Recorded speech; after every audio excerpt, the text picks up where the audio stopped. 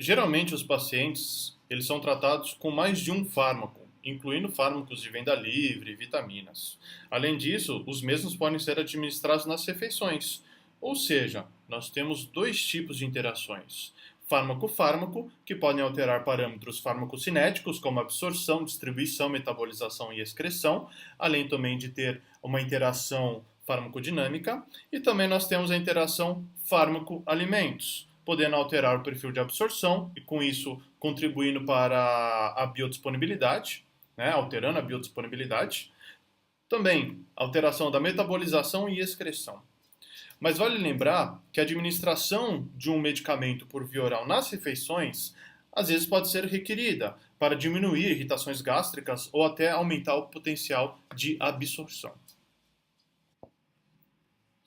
Temos um exemplo de perfil de concentração plasmática de um fármaco hipotético administrado por via oral, dose única em jejum, né, em função do tempo que é representado pela linha azul.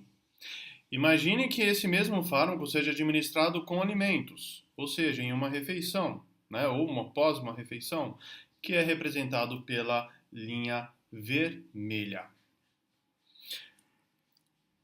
Podemos observar, então, né, que nós temos uma diminuição do Cmax quando nós comparamos o fármaco sem alimento ou o fármaco administrado junto com alimento.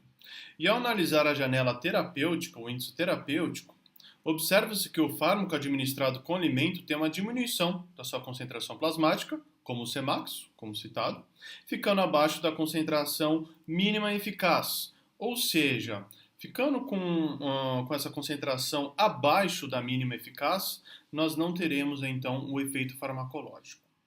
Este foi um exemplo de interação entre fármaco e alimento, no qual nós podemos observar que teve uma diminuição do processo de absorção e, consequentemente, da diminuição da concentração plasmática atingido por esse fármaco.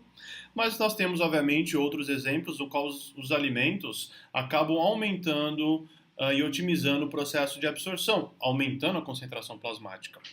Diversos fármacos eles devem ser administrados em jejum para que não ocorra problemas, né, nos parâmetros farmacocinéticos, exemplo, como a levotiroxina sódica e o omeprazol. Já outros fármacos, eles podem ser administrados junto com os alimentos sem que qualquer outros parâmetros farmacocinéticos sejam alterados, né, como a dipirona sódica ou naproxeno. É importante e interessante lembrar também que a grande maioria dos hipoglicemiantes orais utilizados para diabetes mellitus tipo 2, eles são administrados pós-refeição, já que eles têm um mecanismo de ação de diminuir o perfil glicêmico. Então, caso o paciente esteja em jejum, né, ele terá problemas. E já numa pós-refeição, a glicemia dele tende a aumentar. E com isso, tendo um efeito farmacológico aí interessante por essa classe medicamentosa. É interessante também lembrar que dietas com alta taxa de gordura, de lipídios, podem diminuir o trânsito gastrointestinal, né, diminuindo a motilidade estomacal e intestinal. Com isso também diminuindo o processo de absorção e alterando o Tmax do fármaco. Essas foram as nossas referências utilizadas na videoaula. Eu agradeço.